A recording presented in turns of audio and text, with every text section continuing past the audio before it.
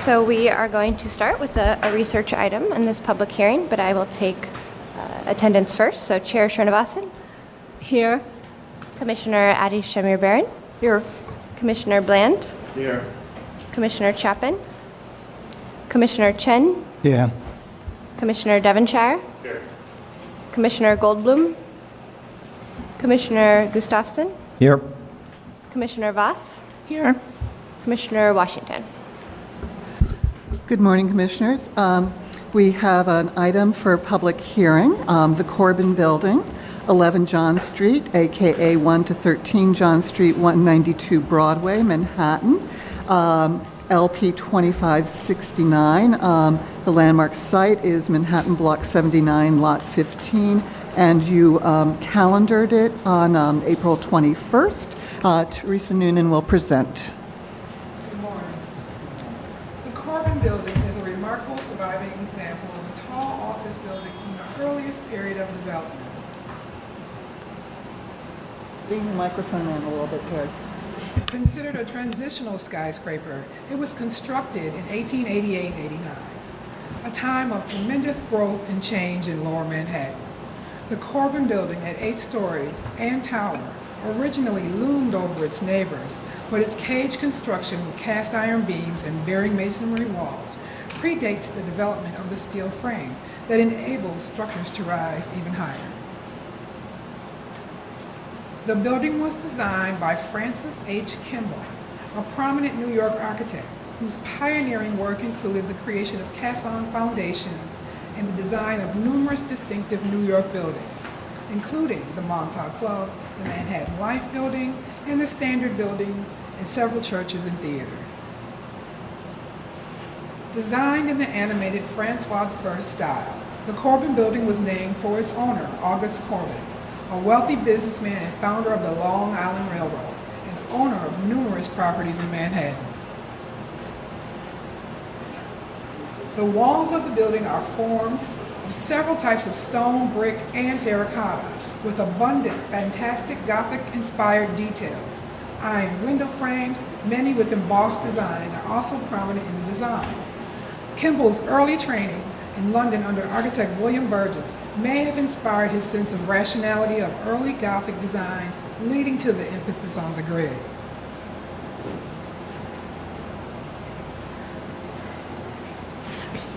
We originally calendared the entire lot. However, research has uncovered that the lot was recently merged with that of the Transportation Center directly north. Therefore, we recommend that the landmark site be the lot in part consisting of land underneath the Corbin Building in order to reflect the historic lot.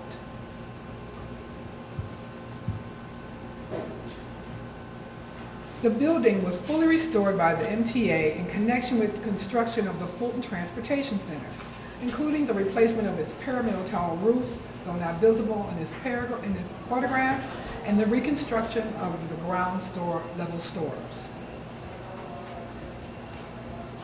Thank you. Thank you, Terry. Are there any questions for the research team? All right, so I just hope it's clear that we're looking at it's a lot in part, and adjacent to that is really where you have the Fulton Center and the new development. Okay, why don't we take testimony then? Colleen Harmeyer.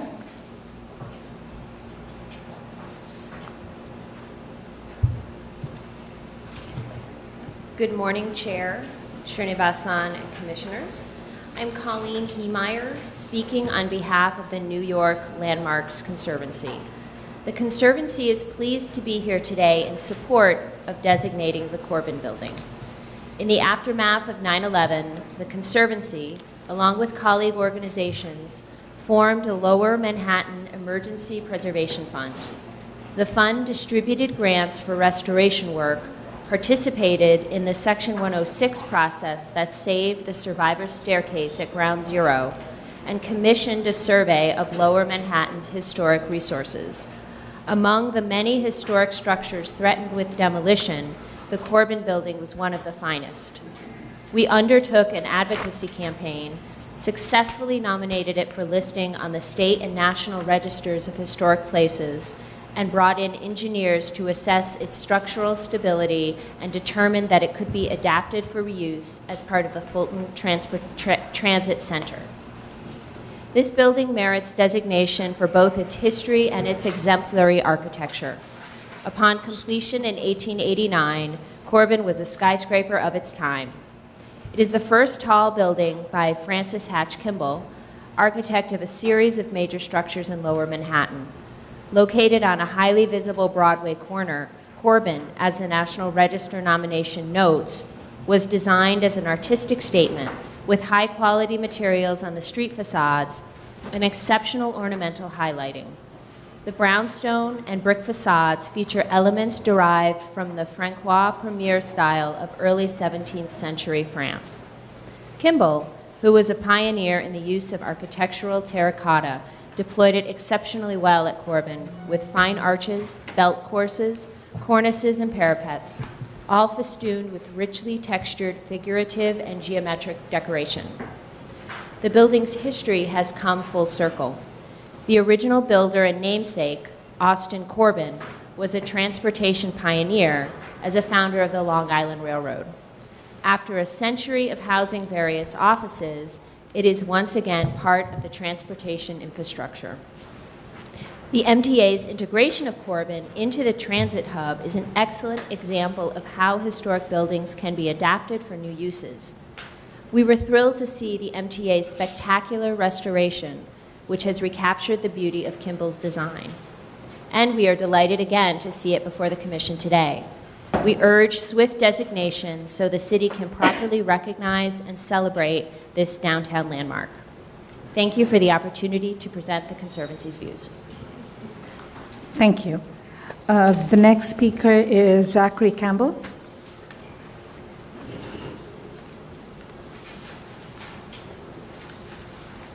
Hi, good morning all.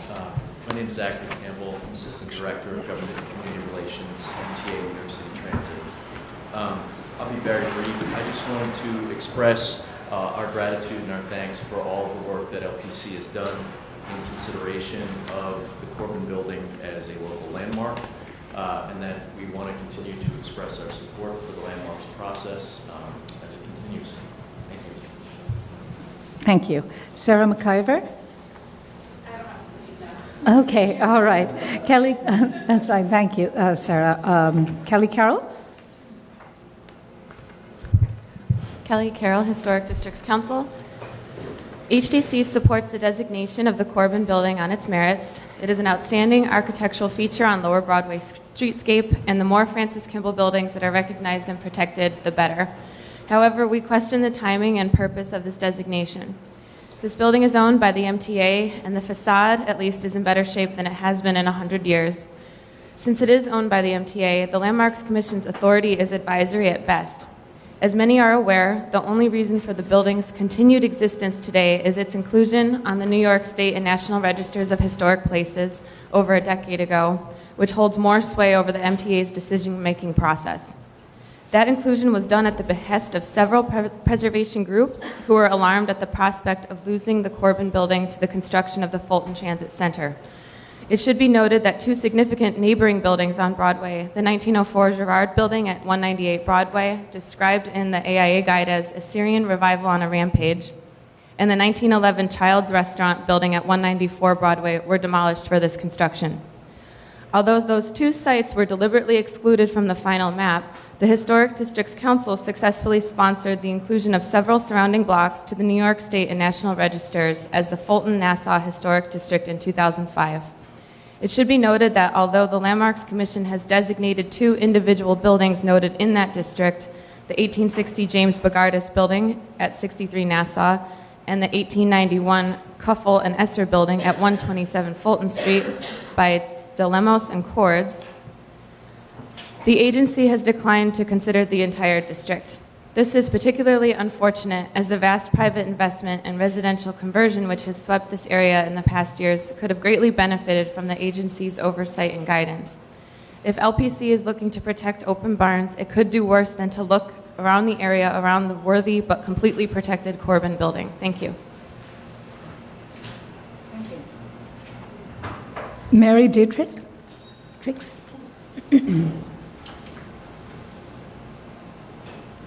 morning, Commissioners. My name is Mary Diericks. I'm a historic preservation consultant and a founding member of Citizens for Downtown, which is a local neighborhood preservation group. I was, I guess, the first person to evaluate the Corbin building for MTA, and I congratulate MTA on doing an incredible job in its restoration.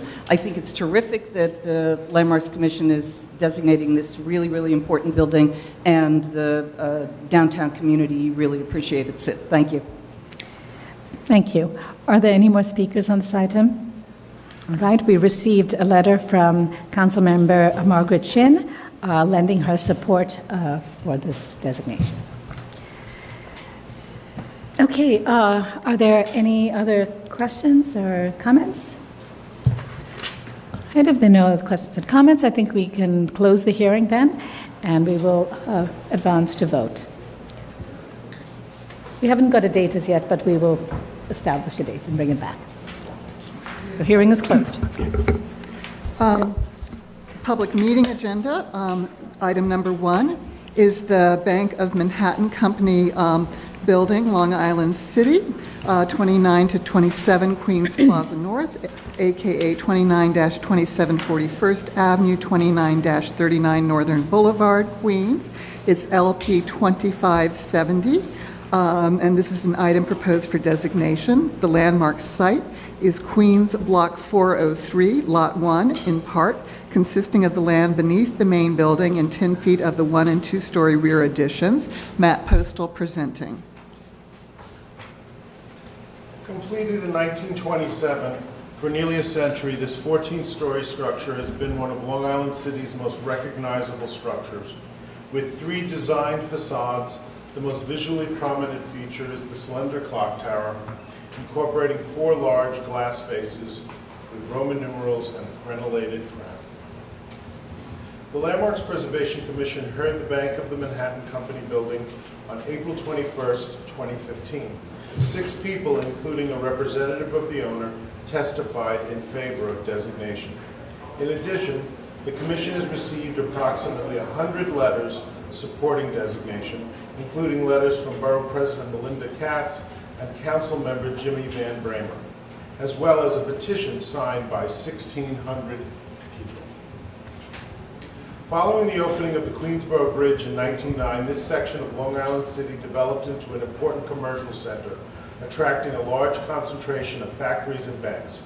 When the Bank of the Manhattan Company was dedicated in May 1927, it was an instant landmark, easily seen by thousands of people in passing cars and on the various elevated transit routes that converge at Queens Plaza. Founded in 1799, the Manhattan Company acquired the site through a merger with the Bank of Long Island in 1920. With nearly 40 branches in Queens by the end of the decade, this office tower served as a prominent reminder of the bank's far-reaching commitment to the citizens of the borough. Morrell Smith was the building's architect.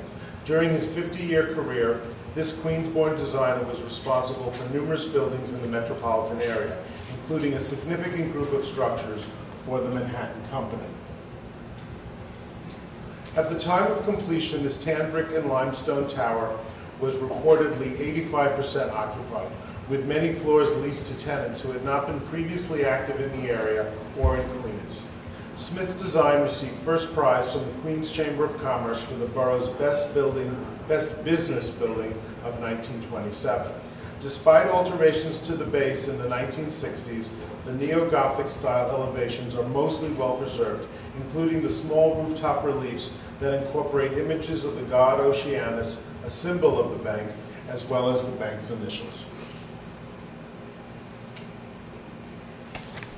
Okay, thank you, Matt. I think I've said this before, that I believe this is truly one of the very significant, iconic buildings and a real anchor in Long Island City. The neighborhood is very dynamic right now with many changes, and all the more reason, I think, for this commission to advance designation and ensure that our historic resources continue to be protected. The other comments? All right, so I'm very enthusiastic that we can bring this to vote.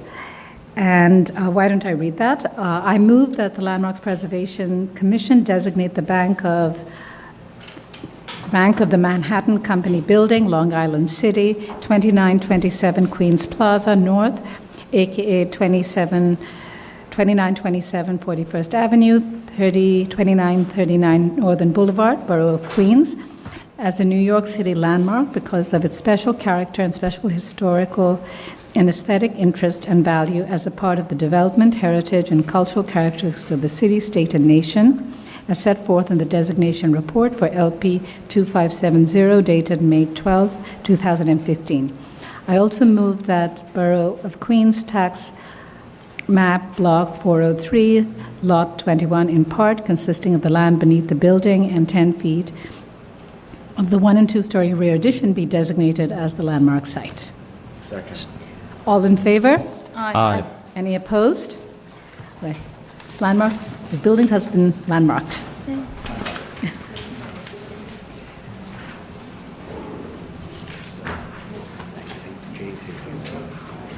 Oh, okay. And I just also want to add that the Commission does thank the owner for working with us and also supporting this designation very enthusiastically. Thanks. That seems so tall, and it gets a bit of a taller neighbor.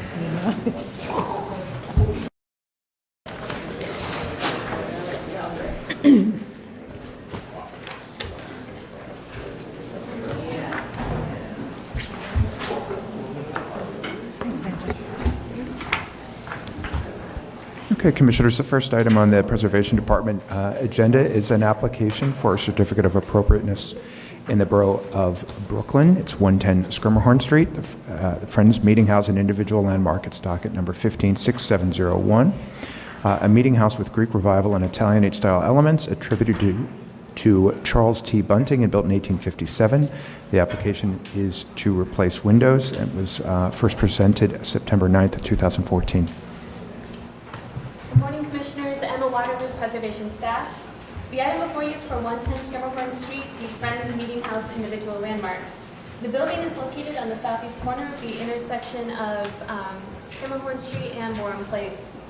The proposal, which the Commissioners first saw on September 9th, 2014, is to selectively replace window sashes throughout the facades with new sashes that include a fixed upper sash and tilt-back lower sashes. The sashes would not comply with Commission's rules because the operation will not match the historic operation. All of the historic brick molds and framing at the perimeter of the windows will remain, and that the Commissioners should note that these 7 windows here, here, and here were all replaced in 2000 under a permit that was issued by the Commission. Those windows are not being proposed to be replaced at this time. There has been one change to the proposal since the Commission saw it in September, and that is the northernmost window here at the Borum Place facade had been altered to be 2 double-hung 8/8 windows. So there was this currently is a double-hung window, and this bottom sash is currently a double-hung window. And the applicant has proposed to change it to go back to its 16/16 configuration. Excuse me. At the September 9th public hearing, the Commissioners present did not express concerns about the changes to the first floor windows, but requested additional information about the upper floor windows, including why the change in operation is necessary and more clear documentation regarding the dimensions of the historic and proposed sashes. And a Commissioner expressed concerns about the loss of the historic glazing. Since the applicant has modified the design of the Borum Place facade here, all of the new windows at the upper floors will match, and the applicant has provided additional information about the need for the change in operation, as well as the dimensions of the sashes. The dimensions start on page 8 of your handouts for your comparison. The project applicant, Carlos Tejada, is also here to further explain the changes in operation to you. Okay.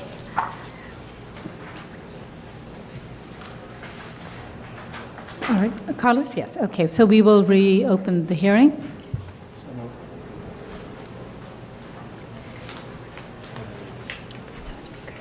So,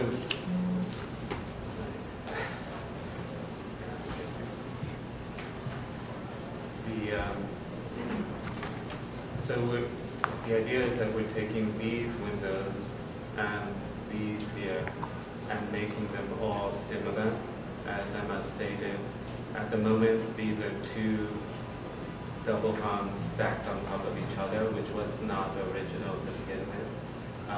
So we're kind of bringing them back in the fold.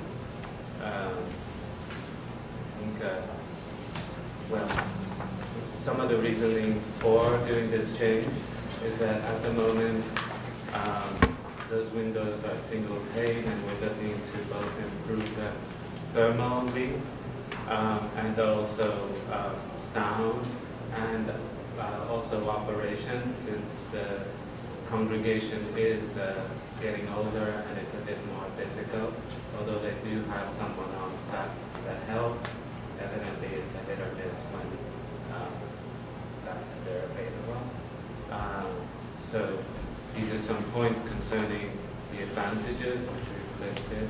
The new on the left and the existing on the right. And also evidently the security, thermal, sound. Considering it's a very busy intersection, there's a lot of noise that filters into the space. So we're looking to make a great impact on that part. This is also on the right hand here, to demonstrate basically what they have to go through to open them. It becomes a bit of a circus, and at the moment we're proposing using fan lights, which some will be electric, so for the larger windows.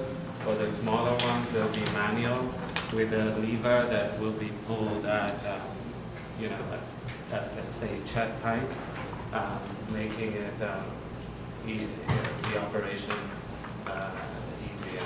And then this guy here is about 6'4", just to take note, so he's not a short guy. So that demonstrates where we're going. This, you can see here the existing configuration of the double hung, which again was not original, and we're proposing bringing it back to that. And these are the existing condition of this. And this is what we're proposing doing, and you can see the slight tilt that will result from the operation. There's images on your packet about that, and the standard sort of existing, what we're proposing with the windows and the overlay.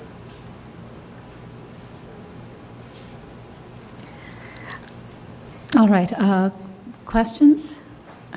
Are there questions for the applicant? Yes, Adi. We had asked about the glazing, as was noted. Is that going to be replaced and with an antique glass? The glazing for the other windows was not replaced with an antique glass. It was actually replaced with modern glass.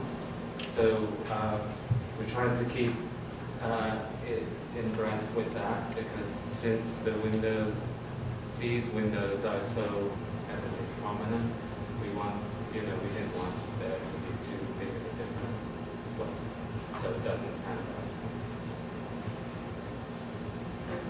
Yes, Roberta. But didn't we, when we looked at it last time, didn't you say that there are some existing windows that have antique glass, was it? Huh? No. No, there's none now. No, those were replaced. No, the only ones that haven't, that are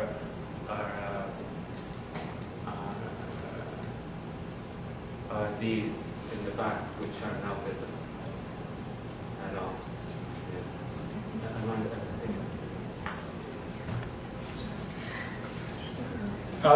Sorry.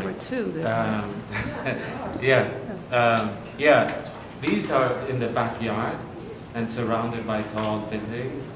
The visible parts of the building are this and this part right here.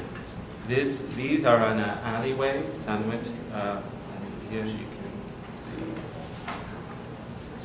So none of the tall windows? Huh? It was none of the tall windows? None of the tall windows, yes, correct. The ones that give it the character. I'm sorry. Can you clarify, please? When, I mean, at some point, they had historic glass, the original glass. When was, and that you're saying, those were replaced Yes, with when- non-antique glass at some point? When these were replaced, I think Bernadette and Emma might be the present. In 2000, the commission, they received a permit to replace these 16/16 windows of the Borum Street elevation, and then these two groups of 16/16 windows.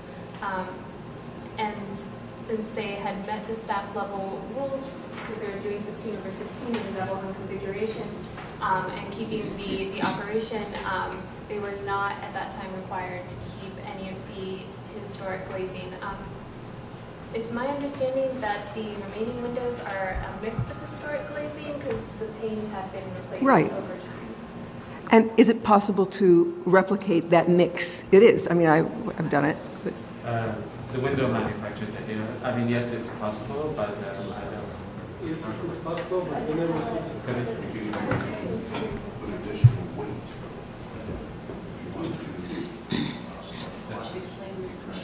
why does it have to be so complicated? Just, yeah, we never saw the original glazing. Since it's a sheet of glass, the whole. So when you look at one of these, I think you'll be able to see here.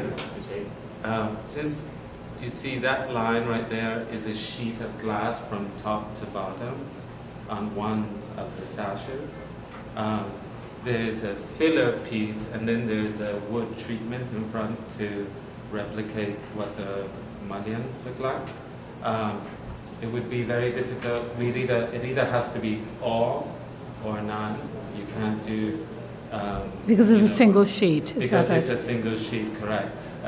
It's two of them, but yes, it's For one both big sashes. Yeah, for a sash. So at the moment, when you're saying that one is antique and one is new, it's because they're completely separate. But to get the thermal and sound aspects of it, it's all one sheet of glass. So just to clarify, for the thermal properties, it's a double glazed window. So it's a double glazed window, single double plated window with applied muntins on the inside and the outside, and a spacer bar in between the two panes of glass. So one could, I don't know if it's even possible, one could explore doing individual panes in the outside piece and a single plane on the inside. But that would, if even possible, I'm not sure it is, would probably result in much bigger muntins to support it all. Okay, and I just want to note that Community Board 2 recommends approval of this Can I ask a question? application. Yes, Michael. Sorry, I came right up. I apologize. Did you guys explore the possibility of using counterweighted windows instead of the tilt and turn?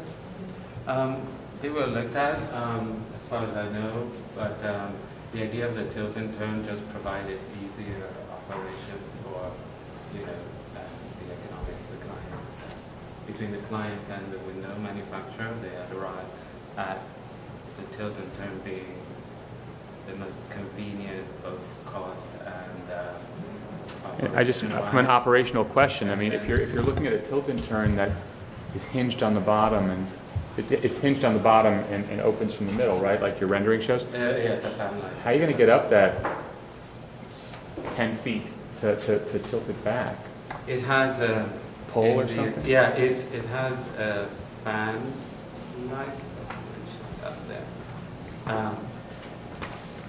This little bit right there is actually one of them. For the large one is electrical.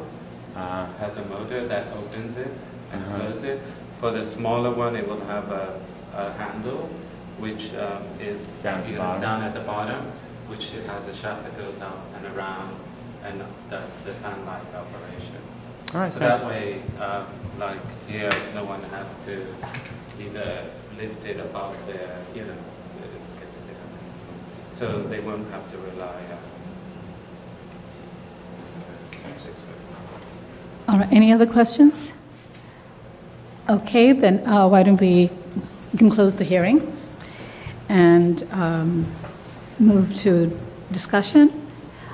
All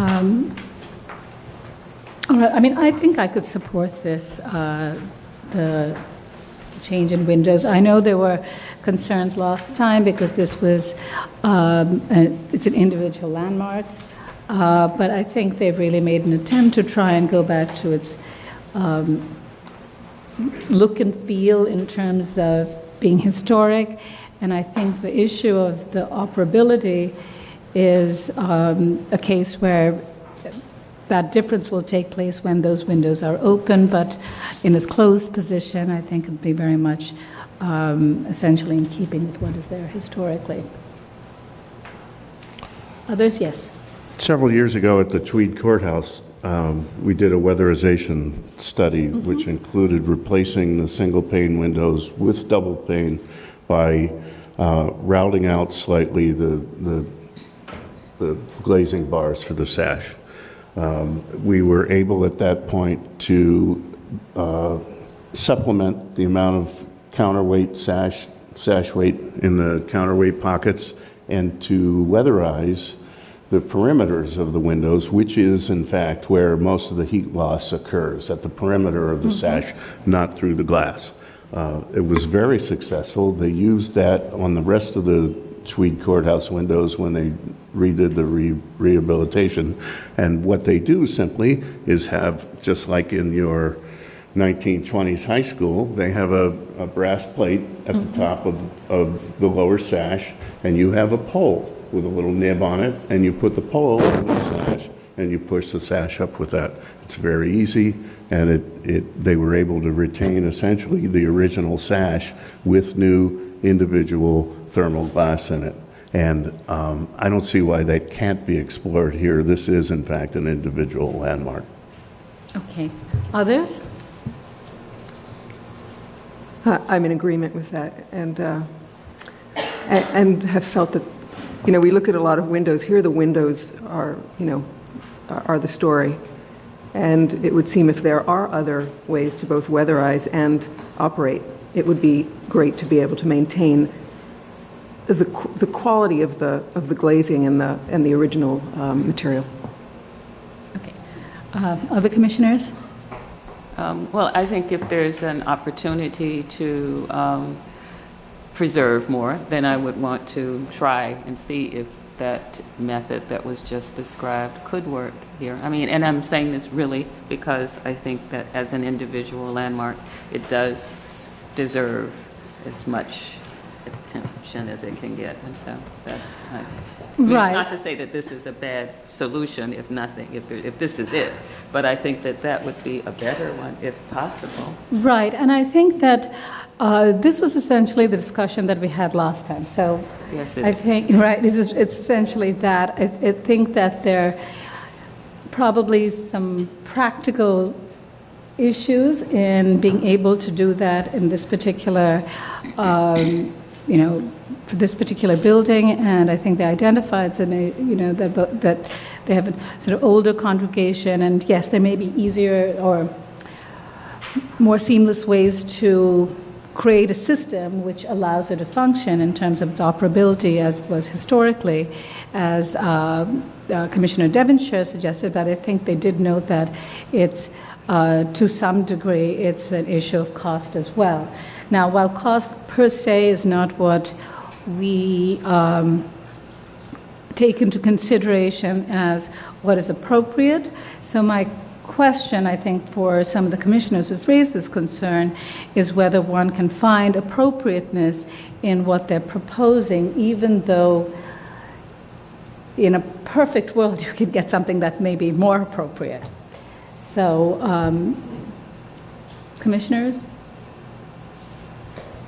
Well, it sounds like this, like what Michael's saying, should be cheaper, I would guess. I mean, if you're not replacing the material, I don't know. Was it your experience that that kind of solution was less expensive than replacement? The city bought it, so Yes. Yeah. They wouldn't have gone for a more expensive option. I mean, I think that the solution that Michael suggested, while it might not be the kind of default, easy, call one guy and it's done in 4 weeks kind of thing, but it might result in a less expensive end result. Would that result end up looking different? I think it would, than the other windows that are up at that upper level. And do we care? I mean, that. Because it sounds like what you're saying is they route out the mutton and they kind of set the second pane. Well, but there are those other windows that were replaced in the year 2000. I'm just wondering if, and there's a desire to harmonize. Yeah, and I'm just wondering if this idea, which is interesting, but it's above my pay grade in terms of understanding the technicalities of it, but not Mr. Devonshire, so I go with him. I think part of the issue here is the change in operation of the window, and to have sliding sash is one thing, which they could even do if they insist upon having the glue-on muntins, which typically fall off in 3 or 4 years. It's an issue of the appearance of sliding sash, double-hung sliding sash versus tilt sash also. All right, okay, let me see. Who would be willing to support this besides myself, of course, but yes, okay. Kim?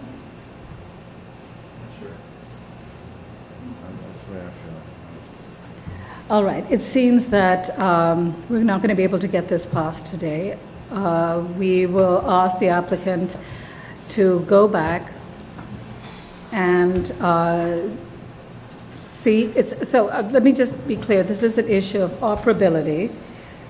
Let them go and research with maybe other window manufacturers, right? Because it seems that... Not even necessarily a manufacturer, a window restoration company who would provide them with options rather than, this is what we have in stock, this is what you can use on your building. Just look at other approaches. Okay, all right, so we're going to do that then.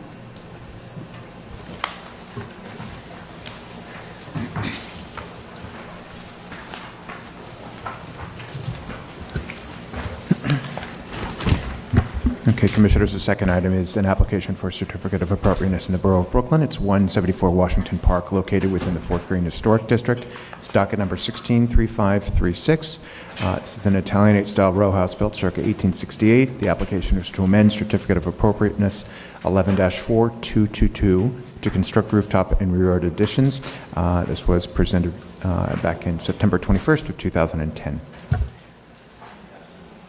Good morning, Commissioners. Corbin, Preservation Department staff. The application before you is a request for an amendment. In a brief summary, it's basically to ask for something very similar to what was originally approved and then got changed 1 or 2 times during the course of the last several years. This original approval consisted of work up at the roof, a bulkhead, and also a rear yard addition, among other things. What we're going to be looking at today is just the rear yard addition. So you're seeing a photo on the right of the existing conditions. You'll note that you do not see a rear yard addition, even though that's what was approved at the first hearing. The applicants asked for an amendment, and that amendment included not doing the addition and instead just rebuilding the oriel window, reinstalling stained glass, and building a small deck, in addition to removing a fire escape. So there's actually about another 1.5 years left in the valid period of this permit. So they've come back asking for the rear yard addition once again, and it's slightly different. Here you'll see that sort of comparison step by step of where this started and where it is now. You can see in the second image to the left, that was the approved rear yard addition, which would have reinstalled the oriel on the back end of it. Going forward into the second image from the right, you'll see what was actually built, and then all the way on the right is what's being proposed. And that includes basically a very similar rear yard addition, brick with an opening for the deck on the right, also extending the oriel window all the way to the ground to make a bay window. Go back to the plan. So in the plan on the far right, you can see, again, looking at the 1-2 over, it's almost the same footprint. It's 2 feet more extended into the rear yard, and the oriel itself is slightly deeper as well, but it's actually more in keeping with the angles of the original oriel window that was rebuilt. And this is coming back before you because it's enough of a change that it did affect visibility. You can see here on the right, this is a photo montage. So the white piece of building you see here is actually the neighbor. It's got a sort of a chamfered bay that then squares off. So they're proposing to extend 2 feet further in a line with the square end of that white bay. The previous proposal, you did see the oriel window, but you saw less of the brick itself. This is from a side view on the block, looking over a short fence. Here on the left is a view from the other side of the block. I believe both of these are zoomed in somewhat, so these are not the actual photo views. So that's the extent of the proposal. It's slightly deeper, 2 feet deeper. The oriel itself is a little less than a foot deeper, but otherwise it's a very similar proposal, and they are extending that oriel all the way to the ground. Thanks, Corey. Other questions for Corey or? Okay. I have one. Any concerns? Just a question. So what was it again that was not done? Was there something, you were saying there was something on the top that's not being done? No, the rest of the work that was originally approved, including a bulkhead, was constructed in compliance. So that's not part of the proposal today. It's basically just to reauthorize the addition at a slightly bigger scale. Okay. All right. Good. Then we can, let me just say also, the community board too recommends approval of this change. And we can move to decision. Brett?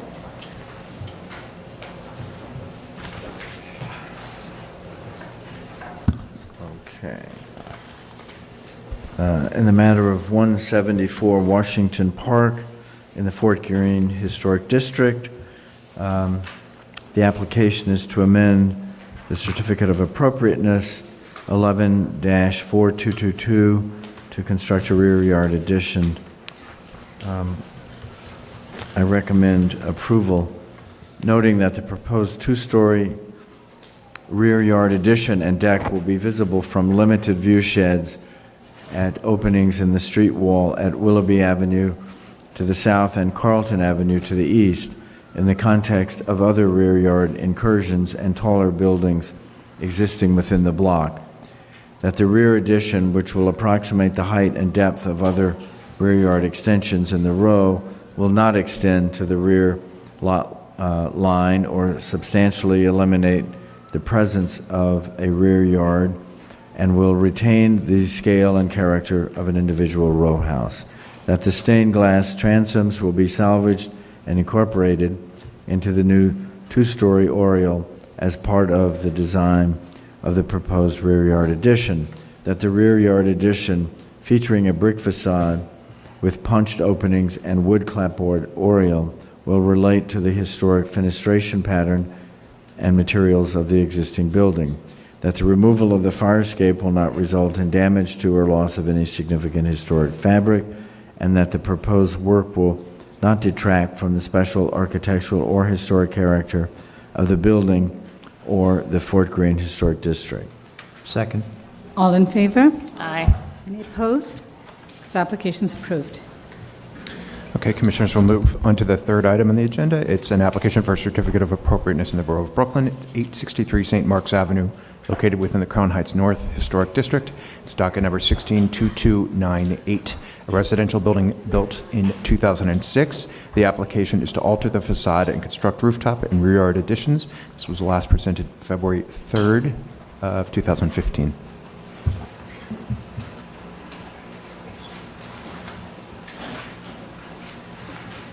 Good afternoon, Commissioners. Caroline Stanley from the Preservation Department. This is an application that you saw for it includes a two-story rooftop addition and a full-height rear addition, which connects to the rooftop addition to wrap the building's original volume. It also includes work alterations to the front facade, including removal of the stoop and application of limestone covered stucco with decorative panels and veinforcing. The top floor of the addition is going to be flush with the existing facade. At the earlier hearing, the Commission had a lot of trouble understanding the proposal, so they are now back with the new architect.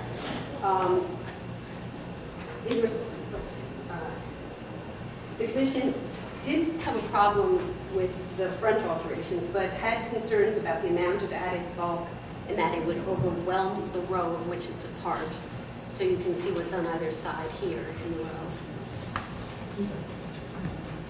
This is the current condition of the rear of the building, which is visible through a gap in the street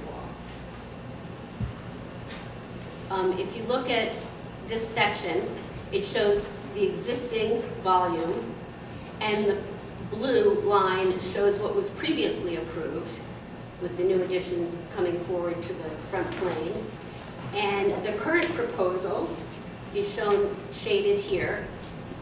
And in response to the commissioner's concern, they moved the top 3 floors of this rear addition back 9'6", and the front has come forward 10 feet, which has not really changed the view over the front facade, but it's modified what's going on at the rear. And this is showing the existing, the previous proposal and the new proposal. And these are views from the rear, not what you'd see from the street, but from the rear. This is the previous proposal in the center and what is newly being proposed. And this is the volume of the rooftop addition. And then I'd like to introduce Ms. Mary Dearest, who will take us through the rest of it. At the very end, there is a view from the street, what you can see. Was this building torn down and re-erected, or was it just massively altered? Okay. Let's reopen the hearing first. Mary Dierix, good afternoon, Chair, Commissioners, good morning. This building was built in 2006 and was originally part of a road that was built in the 1890s. So it doesn't really go very well on the block now. And our proposal is to really make the building blend in better on the block. So this is the rear, which is not as large as it doesn't have the additions that the 2 adjacents do. But once again, it's a new building. I'm going to the Axon. Caroline explained that it's still projecting out, but less, 9.5 feet less, and it's the top 3 floors are set back. We're still going with brick and with window treatment that is relates to the buildings on the block. There's the front elevation, the rear elevation. I'm going to breeze through the plans.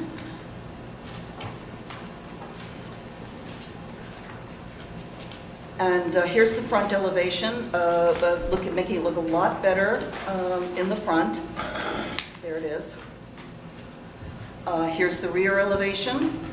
This is as you were squeezed into the backyard. The visibility, there is a very little bit of visibility of the top floor addition in the front, mainly the stair bulkhead. But there is a park over, the visibility is mainly from the park. So here is the building with the views and showing you how much better it looks on the block. Views all the way 2 blocks away. Here's the only visibility from Bergen Street. So this is the street behind the St. Mark's Place, and this is the rear addition. And here it is closer up. Can I ask a question looking at that view? I mean, I look at the block view as well. Yeah. Are there any other buildings on this block that stick out this much? Yes, and I'm getting to that next. There are a lot of buildings that project out a lot on this block. It's a fairly varied block, and buildings that project on the top floor. These, I'm going to show you, this is the block. Here's a close-up of just some of them. You've got this one, down here, this one. There are a lot of projections and a lot of tall projections. Which was your site? 863, which has disappeared because it's a much smaller building now than the others. This block in particular seems to have a lot of these projections. And here you can kind of see them when you look, the site, this is looking one way, this is looking the other. So you can see one here, you can see one here. I do want to say too that new buildings, this is a new building. So whereas the commission normally wants you to preserve the top floor of a row house at the rear, in this case, it would be preserving the top floor of the building that was built in 2006. And the commission has approved new buildings in historic district that are a bit bigger than the surrounding buildings. I don't know the row house example, but say in the Gansevoort Market, that is something that has been done. So that's what we're looking here, so that we can make the front of the block look a lot better. This is kind of what's necessary. This is what's necessary in order to be able to do the front of the building. Thank you, Mary. Questions? Yes, Fred? I didn't hear the material in the front. The material is stucco. It's to look like limestone. Just go to the front elevation and just describe the materials of all of the components, what they're designed for the elevation. So it's a stucco to resemble limestone, the entire facade, and to look to better blend in with the neighbor. It's there's going to be some detailing, but not not replicating the neighbors, but something that blends in but still looks modern. The windows are. It's been a few months. Yeah, it's going to be a steel. Aluminum window, double hung, 1/1 double hung, metal railing. Stucco or limestone on either side? Limestone. Okay, any other questions? Any other questions? All right, so we can then close the hearing, move to comments. Comments?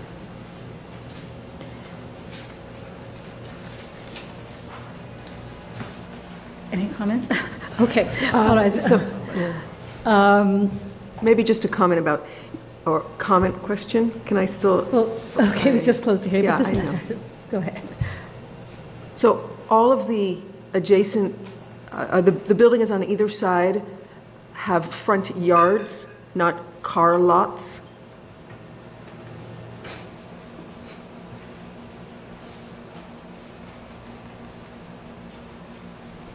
Yes.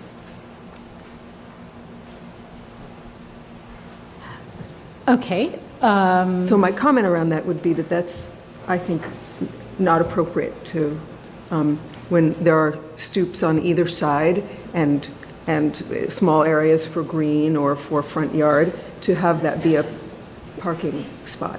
Right, okay, but just remember, this is a sort of, it's a grandfathered condition, and so the condition right now is it's basically whatever the condition is right now, it's what is going to remain. So They presently have a curb cut with a parking path to the front of the house. yeah, it predates designation. So I think when we think about what they're doing, so there's sort of two broad issues. One, what they're doing in front, because they're making certain changes.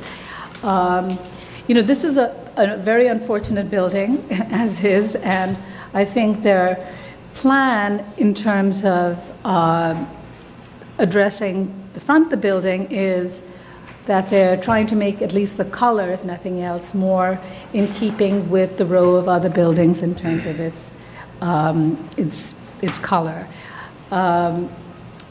The enlargement that they're putting on top, it seems to a large degree is actually sort of matching the enlargements on top.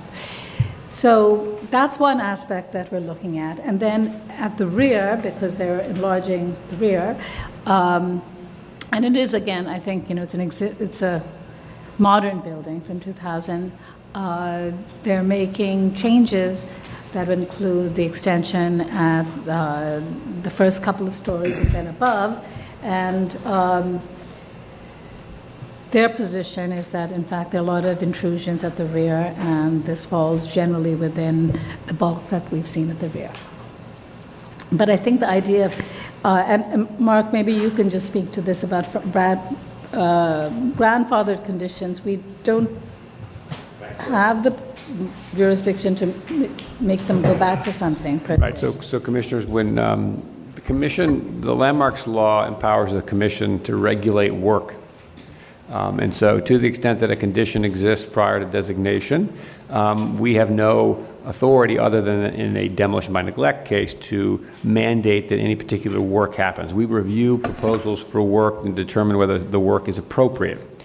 So in this case, we have a grandfathered condition. We cannot request that the curb cut go away or that parking not be permitted.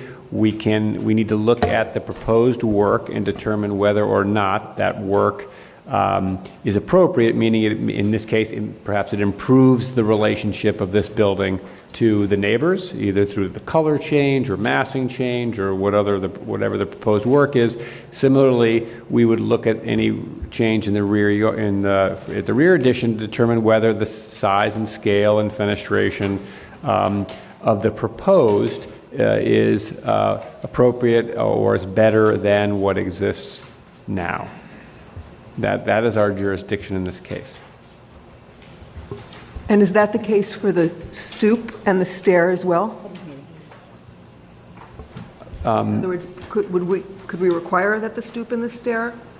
Right now there is an entryway that has, you can see it there. Okay, that is what can stay there forever. We cannot require that go away. We can look at this and we can determine that the proposed changes don't improve the situation. We can decide that they are marginal improvements. We can work with the applicant and say, if you put a stoop back in a certain way and made these changes, we would find the whole thing better. But ultimately, you're looking at the proposed work and deciding whether that work is appropriate or not. Okay, yes, Fred? Well, clearly this is better, but not a lot. There are a lot of things that are troubling, I think. Just smearing stucco over this brick is, you just know that's not going to be a very satisfactory final product. And the whole way this building meets the ground, particularly now without its stoop, is banal, I guess, or uncelebratory at all. So I would think that at least the lower level should have a bigger door or something more about the door. I think the robust quality of the buildings on either side of it, of course, are making all this more difficult, but that's the context. The windows, we're just replacing, or even are you replacing? They're just staying there. The windows on the buildings on the two sides are more robust in their differentiation. They're more interesting, but maybe we can't expect that that's going to happen. I'm just wondering if just circling back to Mark's comments that we either accept what's there or accept minimal improvements. Can the lower floor, for instance, be actual limestone, even if the above it is stucco, perhaps? I think I could accept the big intrusion in the rear yard if, as a economic reward, let's say, to make this project viable. But I think more needs to be done in the front. Maybe not a whole lot more, because I think it's unreasonable to expect a whole lot more, but perhaps the base ought to be more detailed, more interesting, and be actual limestone rather than stucco.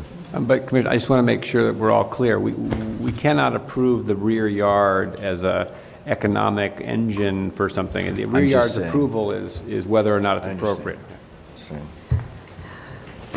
But we could look at all of it together in terms of appropriateness. No, absolutely, we can look at it all together. And, you know. Yes, Michael, and then Michael. All right, I agree 150% with Fred. I think a few things should be noted. First of all, they're actually removing a stoop in this application. And, you know, granted, it's not a Beaux-Arts masterpiece that they're taking away, but it is a stoop. It is a feature that on this otherwise unlovable facade does make a clear indication of where the entrance is, and that happens to have a somewhat contextual relationship with its environment.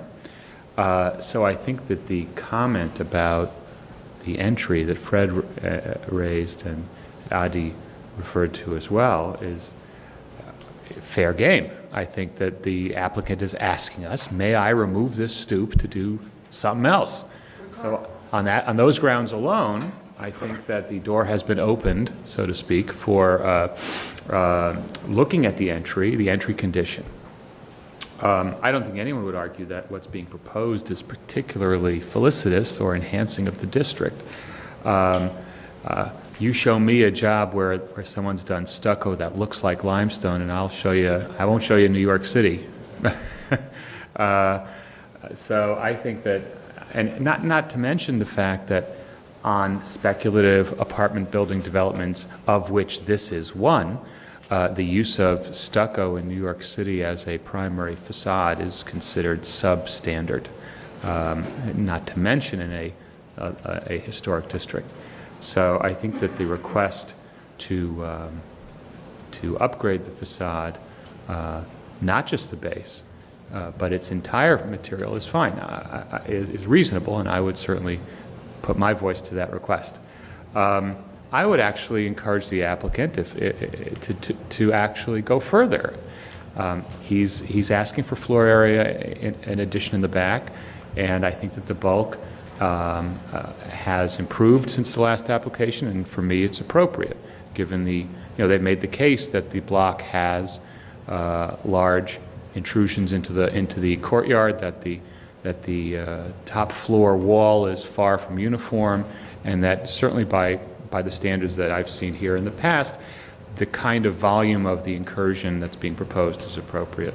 However, I'd say they should extend the front as well, so that it's more contextual, so that it aligns with its neighbors and gives them the opportunity of getting rid of this abortion that's the current facade and letting them do something that's better. Right, Michael, you were going to say something. That's what I was going to suggest, so I have really nothing to add. I'm generally, I enjoy stucco. It has a long history with the Romans, but the fundamental issue here is whether it's an improvement for this district, and in this case, I think you were correct. This was a very unfortunate building, and the addition of stucco here makes it even less fortunate. Okay, other comments? I actually think that the buildup in the back is still too much. I appreciate that they did cut back and that it's less than what it was, and so I suppose that's good, that's better than before. But I still think that even though there are many incursions on that block, that you don't have to go to the most, or to want to be the most extreme. And I still think that this is extreme. But I do appreciate the comments that were made about the front and what could happen to the front, and even if they had more, if they built more up that was visible from there, to me that makes more sense in terms of blending in or staying in context with your neighbors. Okay, yes. I identify with what has been said so far, and the thing that's troubling for me is particularly what Roberta just said, the backyard. I think that given that there seems to be the neighbors all have this angular articulation in the back. This flat projection out seems kind of disturbing to me. Okay. Any other comments? All right. I just want to say, I think I want to go back to what Michael said, because I think that the concern I have is to take a position that we find the area at the back appropriate and then speak to the front, which is, well, they should do this and they should even go further. Because one can think about this in the context that you may have a building where they were just proposing something at the back and not doing anything in the front. And I would just go back to what we and the law says, that it's based on work. And so if there's no work being proposed in the front, so be it. So it seems to be a little bit in conflict. But I think that so there's the issue of the back. In the front, they are making changes. Presumably, this building was identified as, I don't know, no style. It definitely, and I don't know if Jared can speak to this, that since it predates the designation, it's clearly not contributing. And what does it mean for any kind of interventions towards that end? It's not contributing. It had a stoop, and the commission, even though if the report may have not noted it's a stoop or something, but we recognize it's an element that we see here. And so I would agree that since they are proposing changes to the front, including a story that is going to increase and therefore be visible, the front and its treatment can be looked and in the context of appropriateness. I think that the building is so absolutely horrible right now. I mean, no insult to maybe the clients who are here and may predate them, but just such an unfortunate building in a line of buildings that are limestone, that even things like color can actually make a big difference. However, I think some of the suggestions, I personally don't know whether we necessarily need to require for them to go limestone for the entire building, but I think we can ask them to definitely take a look at that. But I think they should try and address the ground floor and the fact that they're changing the entrance and looking to see how that entrance can, even if they don't have a stoop, to at least sort of recall and perhaps explain to us how that's appropriate. And I think, material can go a long way towards that. I think the portion at the rear, which two of the commissioners have talked about as being excessive,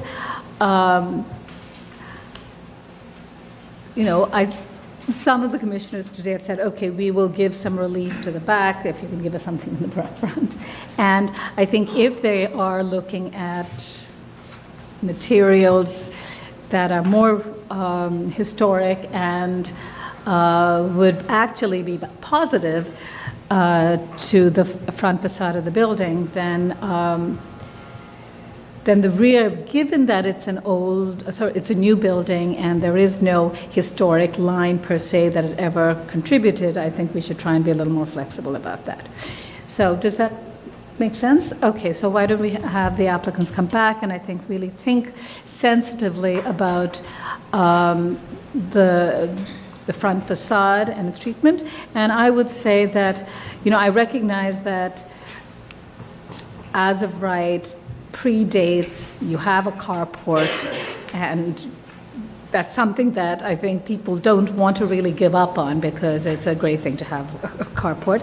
But I do think that in this context, perhaps there are even ways that you could think about very small sort of interventions that will allow you to do that, but at least will be, I don't know, it feels more landscaped or something, that you have some kind of paving that actually, or some kind of landscaping that can go towards softening it in the context of the row. Yes, okay, yeah, Michael and then Kim. I just wanted to just say that you can do precast too. You don't have to do limestone. Okay, so that's the other and option. that's cheap, easily available.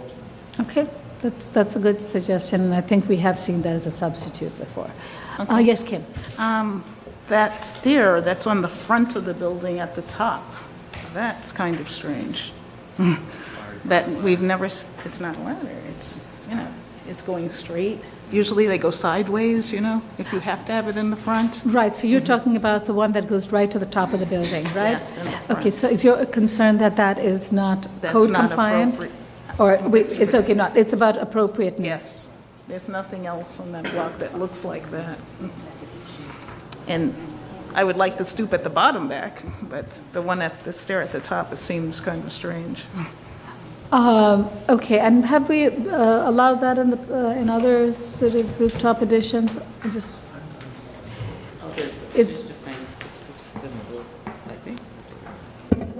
I think that Speaking about the ladder? Yeah, the ladder. I think sometimes, and Jared, tell me if I'm wrong, I think sometimes what happens is, I know that when we've looked at enclosed staircases, for example, it includes a bulkhead that increases the height. So sometimes we look at people and ask applicants to think about exploring ladders to, in fact, reduce the bulk. But Jared, maybe you can speak to this a little bit. Yeah, I mean, we can explore alternatives. I don't know, maybe even relocating it or even painting it out a different color may help that. I think it's the fire department ladder. They've been requiring it for the past few years. We've seen a few of them where you have to kind of get from the front to the back over the top. That's right. So we've seen them as ladders, and I think we've approved them as ladders. And this would not be visible from a public thoroughfare. And really, It's weird. Maybe they can just make it a ladder and simple. Does it have to go that direction, though? Could it go sideways? it would be just. Block the windows? It's just as visible. Make it less. Or painted another color. And just one other comment about the front railing, right? Would it be, maybe they could even look at, maybe instead of having the railing, having the wall built up, just to more or less harmonize with the surrounding buildings. I'm not saying it's not, you can't have a railing, but maybe not having a railing and having a You're talking about the front wall? I'm talking about right on the front. Right, you mean trying to put a cornice or have something that built is... up something that, instead of the railing, which is kind of out of step with Okay. the buildings. Just I think they can explore that with staff when they come back to see if they can resolve that. All right, so we'll bring you back. Thank you. Okay, Commissioners, the next item number 4, is an application for a certificate of appropriateness in the Borough of Manhattan, located at 140 Broadway, the former Marine Midland Bank building, an individual landmark. It's docket number 166653. This is a mid-20th century modern style office tower designed by Skidmore, Owens & Merrill and built in 1964 to 68. The application is to install storefront infill and alter the base of the building. This was first presented April 7th, 2015. Corey? Good morning, Commissioners. Hilary Paget, Preservation Department staff. As a reminder, 140 Broadway is an individual landmark and occupies a full block bounded by Broadway, Liberty Street, Nassau Street, and Cedar Street. There are currently a variety of non-original entrances at the base of the building, and there is one original recessed entrance remaining at the south end of Nassau, which is here. The proposal, as originally presented at the April 7th, 2015 public hearing, consisted of installing 4 new recessed entrances at the Nassau Street and Liberty Street facades, and they were based on this non-original flush entrance, which is located at the Cedar Street facade. So this is the previous proposal. There are 3 on the Nassau Street side and 1 on Liberty. Those are the rendered views. Some commissioners asked that the number of entrances be reduced, that the applicants find historic images and drawings, and that the entrance detailing be restudied. Others questioned the use of horizontal elements included with these new recessed entrances. In response, the design team is here to present the research and revisions to the proposal.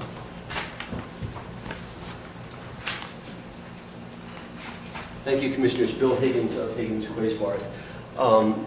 As Hillary said, we have re-examined both existing fabric and documentation.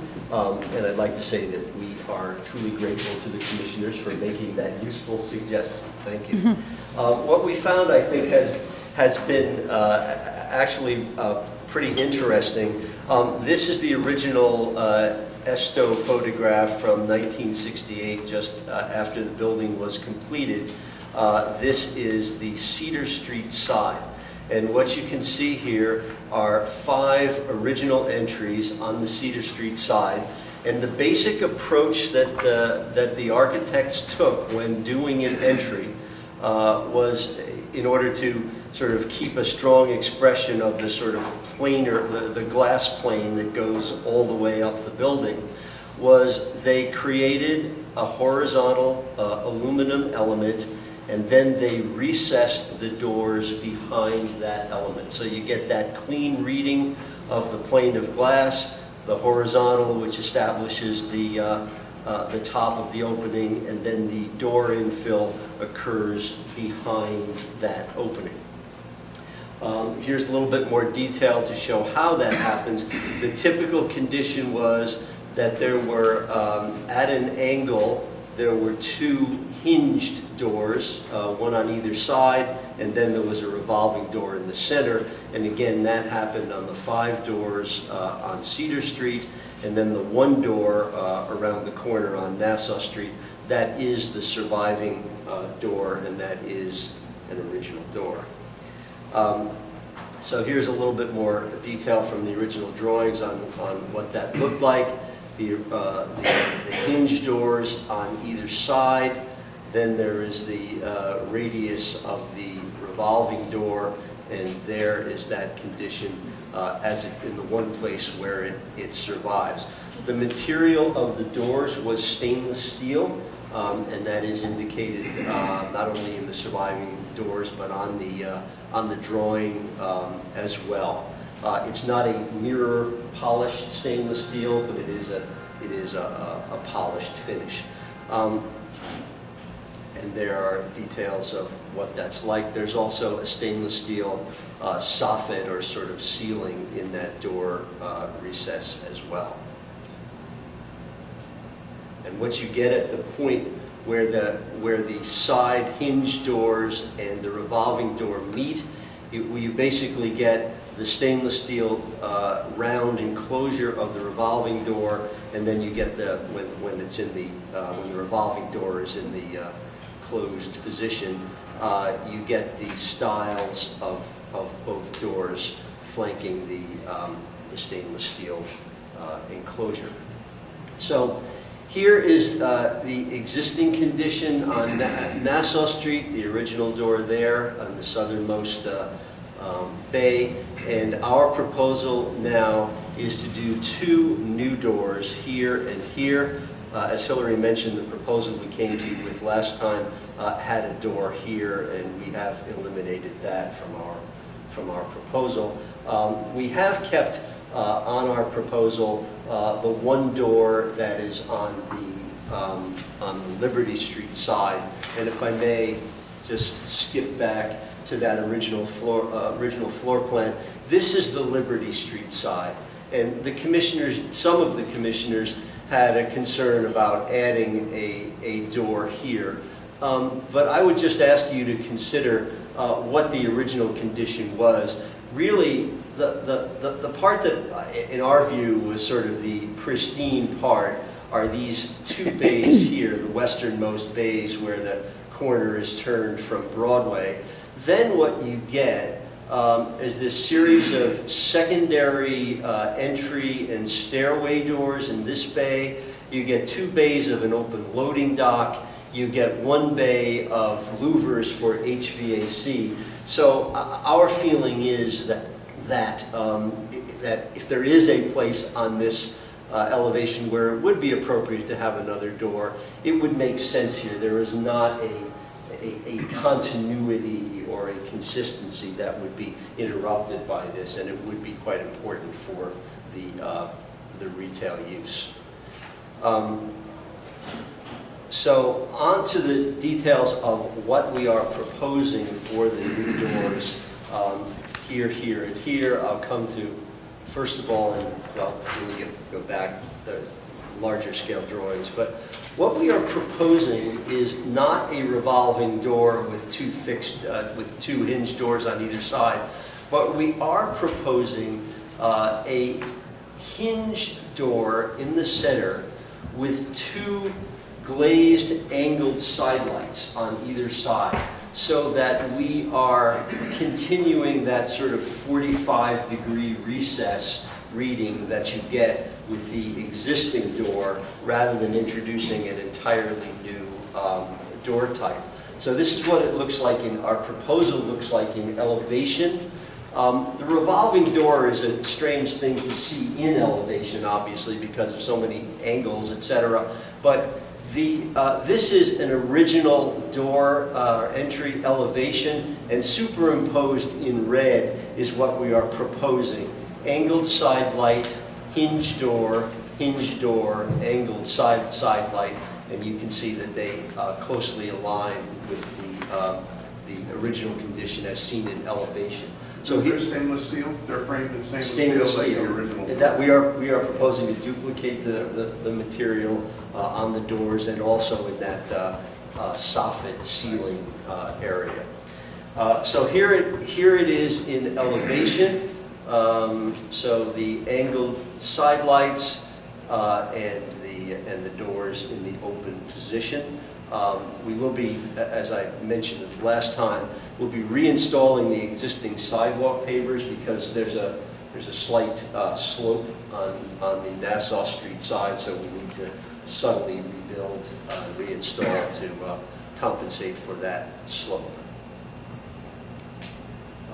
There it is, a little bit closer up detail.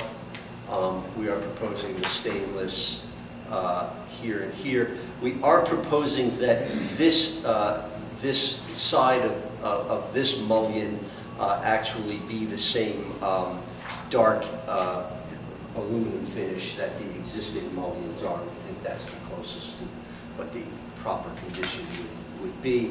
And this is it's kind of squashed down here, but this is a sectional view, so that you're looking at the side light.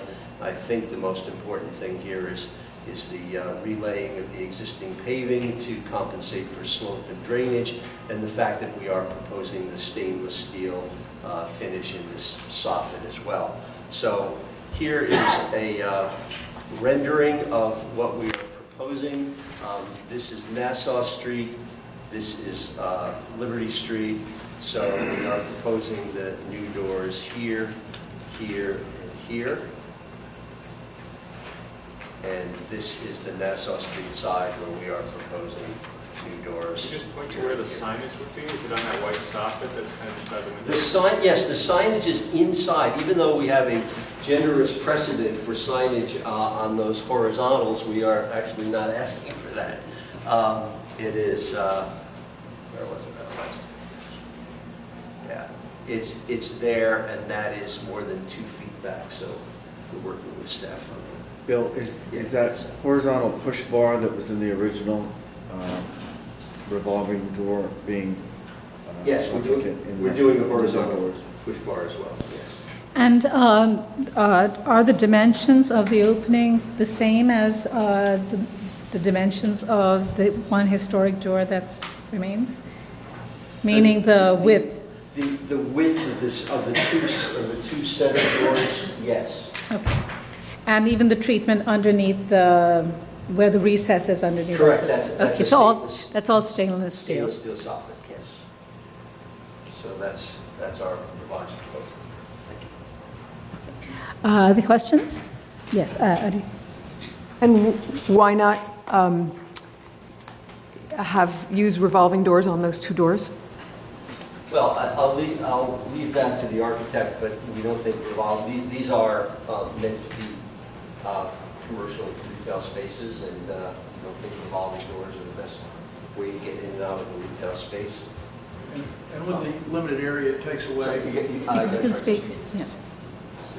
I'm Cliff Parker. You can, yes, if you can stand, that'd be great. Yeah, We were hoping not to be revolving doors there because of the limited space for the retailer. It takes away from their ability to operate. And for the limited entrances and a limited number of people, the revolving doors don't seem to work. It seems to be the best solution for us.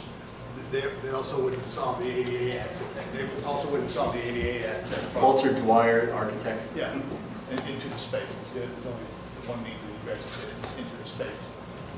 So the swinging doors will accomplish that. The revolving doors will not. And that's really the primary driver. Okay, any other questions? All right, we can close the hearing then. Oh, there's no testimony, and this is a public meeting item. Okay, and Community Board recommends rejection, but I think perhaps this may be an old one because it says that the committee felt the replacement of the tinted glass with a clear glass to be inappropriate, but you're not proposing tinted glass, clear glass anymore, so it's going to go back to the tinted glass, and that was essentially their comment. I'm sorry? Yes, it was. So it was, I think, yes, February 5th. So, I think they've actually done many things that we had raised issues about. I think it was very helpful to find and research and find the historic door. I think it addressed the issue that some of the commissioners raised regarding the verticality and, what does it mean to introduce a horizontal element. But clearly that was contemplated and was incorporated into their fenestration and their doors. And I think that they've reduced one of the doors as well, which I think is good, as we had recommended. And I think that the door design actually is very evocative of what it was historically by drawing in from the materials, including the stainless steel, the width, and the treatment within the door and its frames that is really drawing from what was there historically. And even though it's not a revolving door, I think it recognizes that with the adaptive reuse of this building for retail at the ground floor, that there's certain practical issues regarding accessibility, but I think it's been done in a very sensitive way, and I think this is completely appropriate. Agreed? I would just comment that I also think that it's terrific that you found the 68 image and that it informed an better understanding of the entry doors. I do think that, in the case of this modern idiom again, the ornament and function are integrated, and here the cant on the stainless steel sort of side doors is in every sense related to the circle and derived from the circle of the revolving door. So my opinion would be that it would be terrific if as many doors as are identified here on the Stoller photograph would exist again, and that if the majority of them could be revolving doors, that would be great, with one door perhaps, or another and another for the accommodation, in order for it to open for ADA accommodation. But I actually think that the revolving piece is pretty important, and that without it, it's sort of a little bit silly to have that chamfer. But, that's my sense.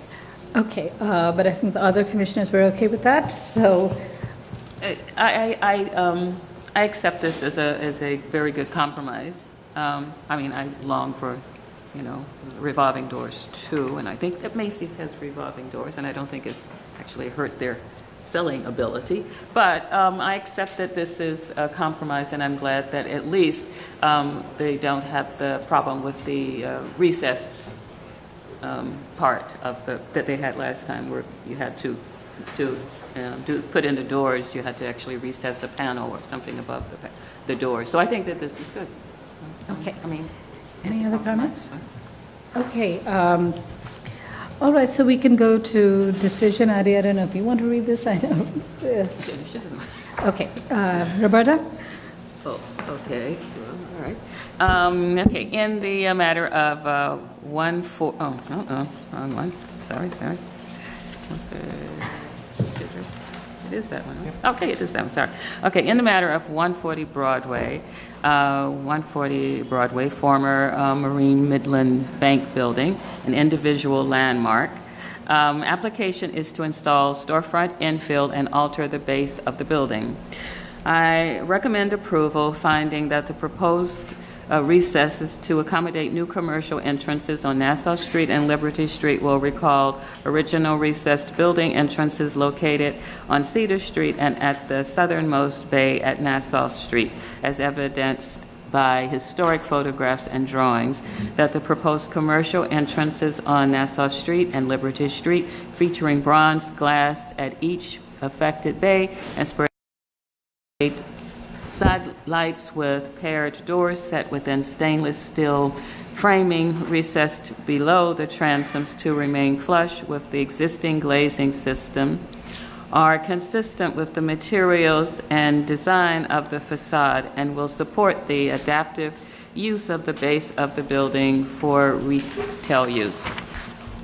That the installations will maintain the rhythm, color, and finish of the existing and historic mullions and glazing system, and because they are set inward of the glazing panels surrounding the primary piers of the column grid, will be a minimal and reversible intervention for those historically uninterrupted portions of the facade.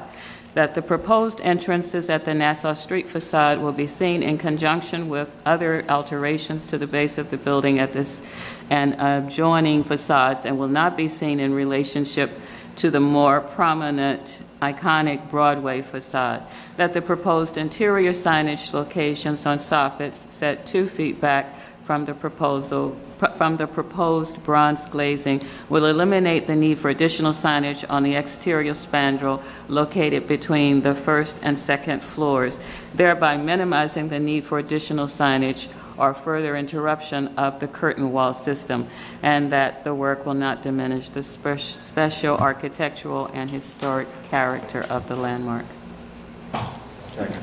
All in favor? Aye. Any opposed? Application's approved. Thank you, Commissioner.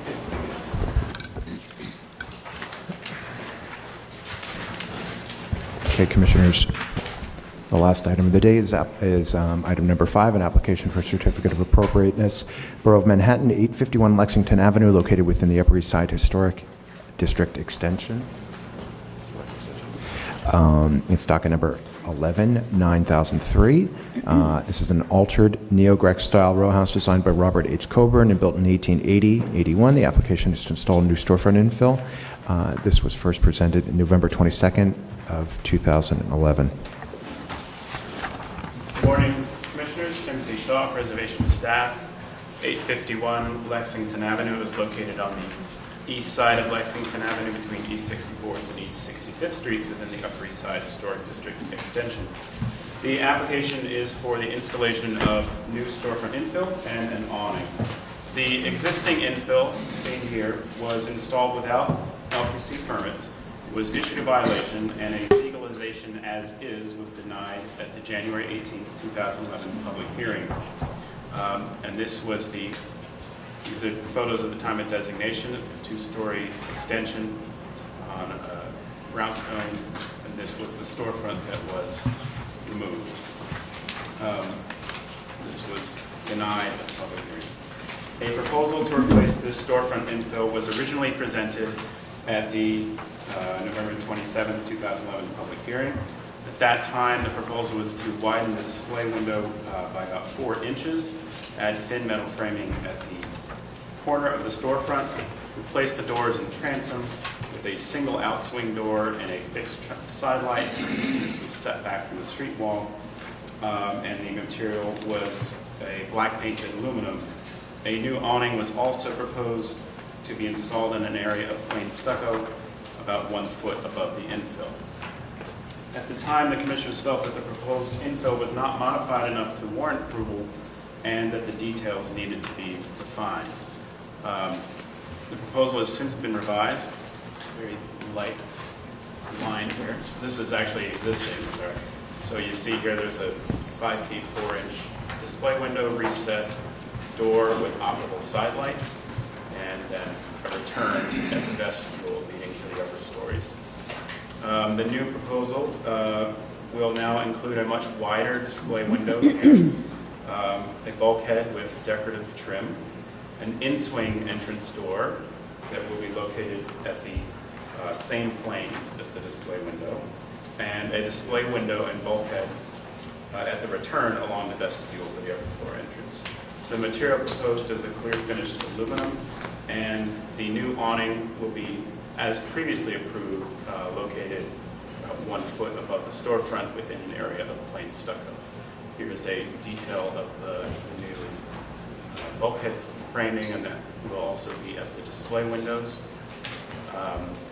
And this is across the street, a much different type of building and storefront, but sort of a similar design and inspiration for the infill.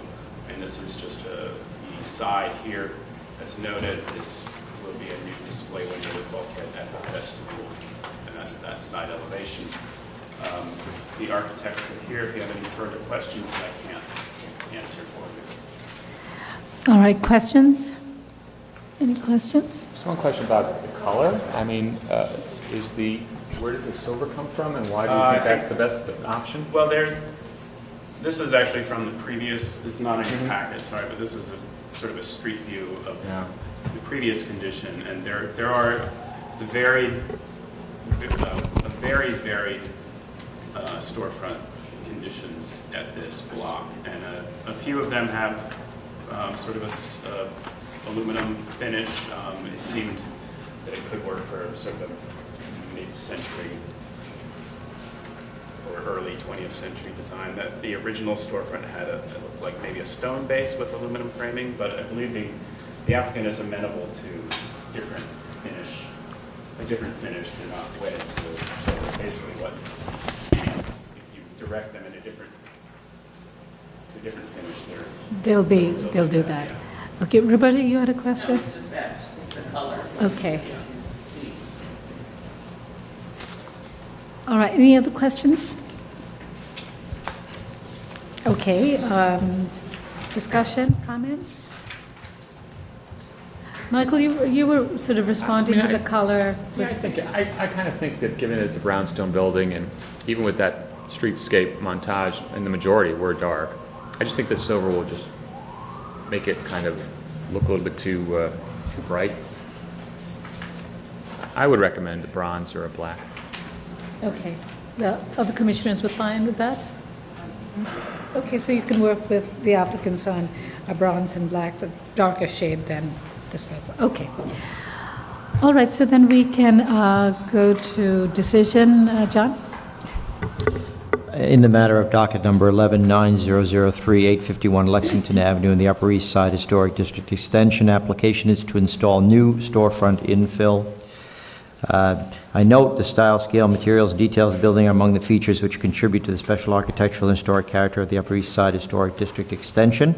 I further note that the 1940s tax photo shows a storefront which was still in place at the time of designation. Further note that Lexington Avenue was once lined with 19th century residences which were converted to commercial use in the early 20th century, and storefronts that were added at that time. I recommend approval, finding that the existing storefront is not historic and was installed without permits, and its removal will not eliminate any significant architectural features of the building. That the design of the new storefront, consisting of a large display window above a paneled bulkhead and thin aluminum framing with a dark reed bronze finish, is in keeping with other storefronts found elsewhere within the Upper East Side Historic District and Extension. That the thin framing and clear aluminum finish, Not the clear finish. okay, that the height and width of the new awning will be in keeping with awnings and signage found as storefront extensions on buildings of a similar age and style within the block and elsewhere within the Upper East Side Historic District and Extension, and the applicant will work with the staff to develop the appropriate color for the finish. All in favor? Aye. Any opposed? Okay, this application's approved. Okay. Let's run back to work. I didn't see what they're doing. Worked on this for 15 years, this job. Yeah. Oh, wow.